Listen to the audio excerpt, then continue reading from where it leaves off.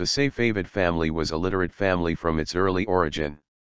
There are extant Tati and Persian poetry from Shaykh Safi ad-Din Ardabili as well as extant Persian poetry from Shaykh Sadr ad-Din.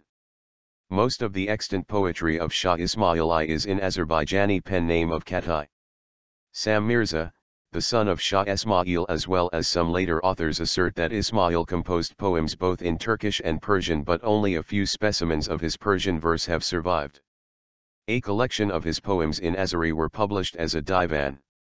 Shah Tahmasp, who has composed poetry in Persian, was also a painter, while Shah Abbas II was known as a poet, writing Azerbaijani verses. Sam Mirza, the son of Ismail I, was himself a poet and composed his poetry in Persian. He also compiled an anthology of contemporary poetry. Culture within the empire. Shah Abbas I recognized the commercial benefit of promoting the arts. Artisan products provided much of Iran's foreign trade. In this period, handicrafts such as tile making, pottery and textiles developed, and great advances were made in miniature painting, bookbinding, decoration, and calligraphy. In the 16th century, carpet weaving evolved from a nomadic and peasant craft to a well-executed industry with specialization of design and manufacturing. Tabriz was the center of this industry. The carpets of Ardabili were commissioned to commemorate the Safavid dynasty. The elegantly Baroque yet famously Polonaise carpets were made in Iran during the 17th century. Using traditional forms and materials, Mirza Abbasi, 1565–1635, introduced new subjects to Persian painting: semi-nude women, youth, lovers.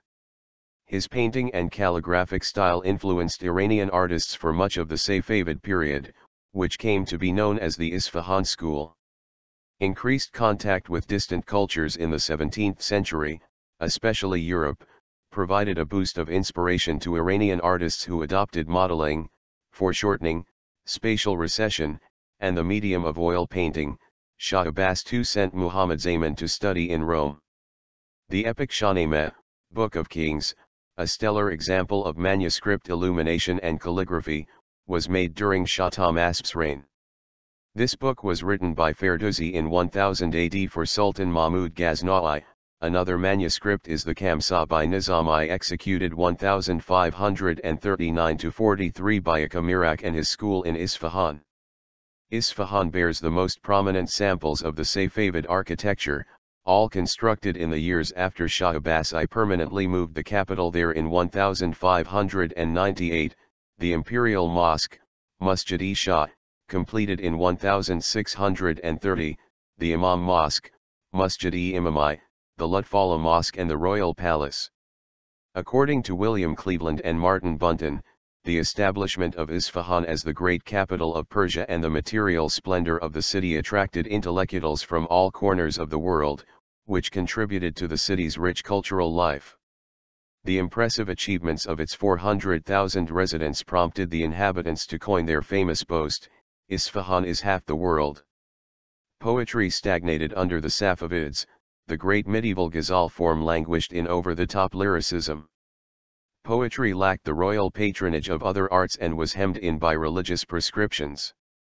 The arguably most renowned historian from this time was Iskandar Begmunchi. His History of Shah Abbas the Great, written a few years after its subject's death, achieved a nuanced depth of history and character. The Isfahan school Islamic philosophy revived. See also, School of Isfahan, Mullah Sadra, Mir Damad, Mir Fendereski, Sheikh Baha'i, and Mohsen Faiz Kashani. Islamic philosophy flourished in the Safavid era in what scholars commonly refer to the school of Isfahan. Mir Damad is considered the founder of this school.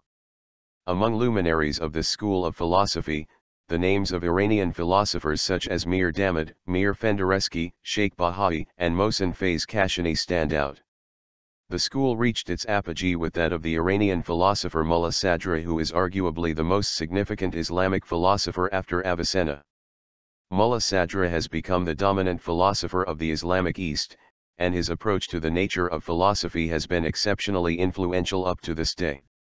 He wrote the Al-Hikmah al-Mutawaliyah fi al-Asfar al-Aqliya al-Arba'a, the transcendent philosophy of the four journeys of the intellect, a meditation on what he called metaphilosophy, which brought to a synthesis the philosophical mysticism of Sufism, the theology of Shia Islam, and the peripatetic and illuminationist philosophies of Avicenna and Suhrawardi.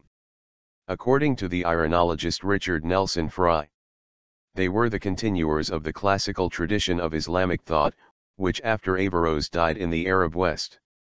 The Persian schools of thought were the true heirs of the great Islamic thinkers of the Golden Age of Islam, whereas in the Ottoman Empire there was an intellectual stagnation, as far as the traditions of Islamic philosophy were concerned.